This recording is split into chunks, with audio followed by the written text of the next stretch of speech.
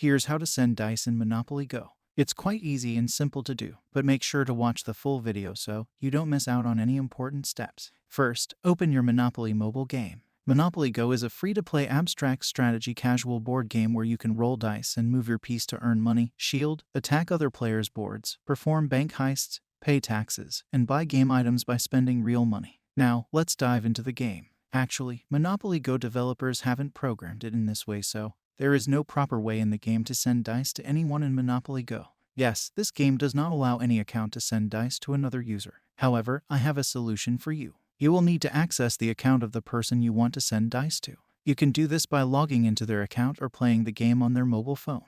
Once you're in, click on the menu icon located at the top right corner of the screen. Some options will appear on the right of the screen. You just need to click on the shop button. A pop-up window will appear. Now, from here, when you click on Buy Dice, you can fill up your payment details. Currently, this is the only way you can send or buy dice for someone on Monopoly Go. Please note, it's important to make sure you have the account owner's permission before accessing their account or making any purchases.